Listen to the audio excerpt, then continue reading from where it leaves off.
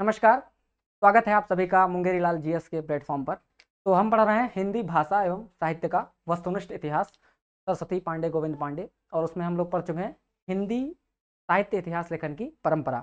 ठीक है, और आज हम बात करेंगे आदिकाल के नामकरण के बारे में। ठीक है, आप सभी जानते हैं कि आदिकाल सबसे महत्वपूर्ण पक्ष है हिंदी साहित्य में, और उसके नामकरण से बार बार परीक्षाओं में प्रश्न पूछा जाता है। और हम पहले डिस्कस कर चुके हैं नामकरण के विभिन्न आधार के बारे में। ठीक है, नामकरण का क्या क्या आधार होता है? ऐतिहासिक आधार होता है, कहीं साहित्यिक प्रवृत्तियां आधार होता है, कहीं साहित्यिक नेता को केंद्र में रखा जाता है। ठीक है, तो इसी बिंदु को लेकर आज हम सरस्वती पांडे गोविंद पांडे के इस टॉपिक पर चलेंगे, आदिकाल के नामकरण पर। विभिन्न साहित्य इतिहासकारों ने आदिकाल को अपनी अपनी दृष्टि से अलग अलग बेसिस पर नामकरण किया है। ठीक है, तो सबसे पहला क्या है? चारण काल। ठीक है, यहाँ देखिए सबसे पहला नाम क्या आता है? चारण काल। और चारण काल किसने कहा आदिकाल को? जॉर्ज ग्रियर्सन ने कहा। और आपको याद होगा जॉर्ज ग्रियर्सन के ग्रंथ का नाम the modern vernacular literature of Hindustan, जिसका प्रकाशन वर्ष क्या है? 1888 ईस्वी। और जॉर्ज ग्रियर्सन ने ही पहली बार अपने साहित्य इतिहास ग्रंथ में काल विभाजन का प्रथम प्रयास किया था। ठीक है, उसके बाद देखिए आदिकाल को प्रारंभिक काल किसने कहा? मिस्र बंधुओं ने कहा। ठीक है, आदिकाल को प्रारंभिक काल का मिस्र बंधुओं ने। और मिस्र बंधुओं के ग्रंथ का नाम जानते हैं आप? मिस्र बंधु विनोद, जिसका प्रकाशन वर्ष क्या है? प्रथम द्वितीय तृतीय भाग का 1913 और चतुर्थ भाग 1934 ईस्वी। ठीक है, उसके बाद आते हैं हम लोग महावीर प्रसाद द्विवेदी। महावीर प्रसाद द्विवेदी ने आदिकाल को क्या कहा? बीज वपन काल कहा। ठीक है, इनका नाम याद रखेंगे। और आप जानते हैं इन्हीं के नाम पर क्या है? द्विवेदी युग है। बहुत लोग कंफ्यूज रहते हैं। तो भारतेंदु युग भारतेंदु हरिश्चंद्र के नाम पर है, और द्विवेदी युग जो है वो महावीर प्रसाद द्विवेदी के नाम पर है। उन्होंने आदिकाल को क्या कहा?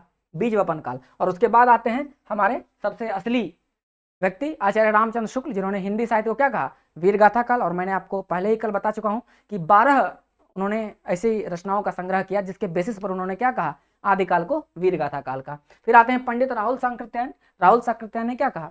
आदिकाल को सिद्ध सामंत काल नाम दिया। ये आप याद रखेंगे, बार बार पूछा जाता है कि सिद्ध सामंत काल आदिकाल को किसने कहा? तो राहुल सांकृत्यायन ने। अब देखिए डॉक्टर राम कुमार वर्मा ने क्या कहा? आदिकाल को संधि एवं चारण काल।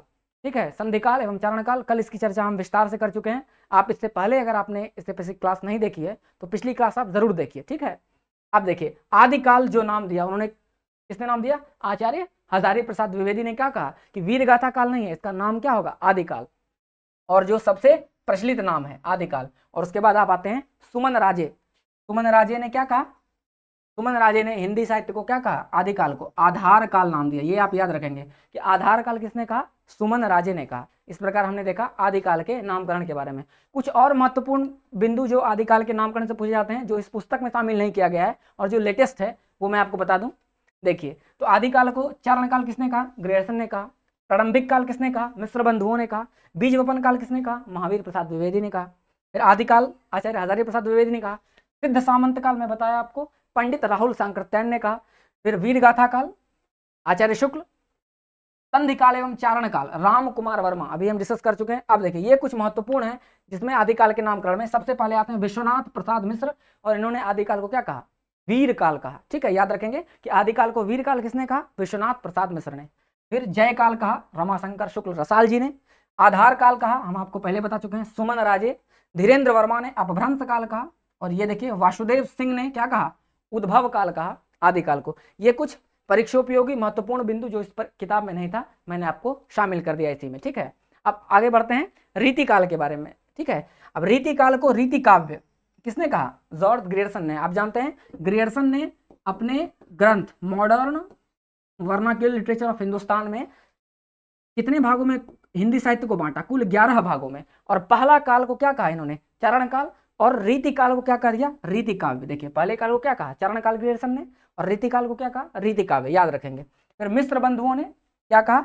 अलंकृत काल कहा। मिस्र बंधु विनोद और 3 भाई गणेश बिहारी मिश्र, श्याम बिहारी मिश्र और सुखदेव बिहारी मिश्र, तीनों का नाम याद रखेंगे। GSS इसका कोड है, आपको जरूर पता होगा। फिर आते हैं आचार्य रामचंद्र शुक्ल, जिन्होंने क्या कहा? रीतिकाल कहा, जो सबसे प्रचलित हुआ रीतिकाल। ठीक है, और फिर आते हैं श्रृंगाल काल, कहते हैं कौन? विश्वनाथ प्रसाद मिश्र जी को क्या कहते हैं? श्रृंगार काल कहते हैं। ठीक है, आगे बढ़ते हैं।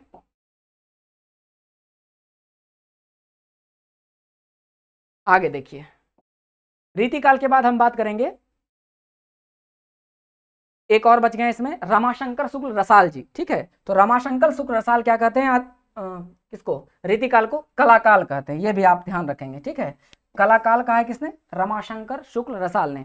तो रीतिकाल कहा आचार्य शुक्ल ने, रीतिकाव्य कहा ग्रियर्सन साहब ने, अलंकृत काल कहा मिश्र बंधुओं ने, उसके बाद कलाकाल कहा रमाशंकर शुक्ल रसाल ने, और श्रृंगार काल किसने कहा, विश्वनाथ प्रसाद मिश्र ने। ये पांचों बिंदु याद रखेंगे। उसके बाद आते हैं, देखिए भाषा की दृष्टि से काल विभाजन किया है किसने, उदय नारायण तिवारी ने। उदय नारायण तिवारी के ग्रंथ की चर्चा हम पहले कर चुके हैं, आप कमेंट बॉक्स में जरूर लिखिए अगर आपको याद है तो। उदय नारायण तिवारी ने, गोविंद त्रिगुणायत और महेंद्रनाथ दुबे, इन तीनों ने भाषा की दृष्टि से काल विभाजन किया है। और आप याद रखेंगे, अवहट्ट काल है पहला, फिर है भाषा ब्रजबुली, पुरानी ब्रजी, कौरवी या खड़ी बोली, उसके बाद है अवधि, उसके बाद ब्रज अवधि, और अंतिम क्या है, खड़ी बोली। तो 4 भागों में इन्होंने बांट दिया, किसके आधार पर, भाषा के आधार पर। यह भी परीक्षा में पूछा जाता है। पृष्ठभूमि पहला अवहट्ट काल, फिर उन्मेष काल, और फिर पूर्व भाग और उत्तर भाग। तो आज हम यही समाप्त करते हैं। आदिकाल के नामकरण से बार बार परीक्षा में प्रश्न पूछा जाता है, आप एक शीट पर स्वयं लिखकर अभ्यास करिए तो आपको याद हो जाएगा।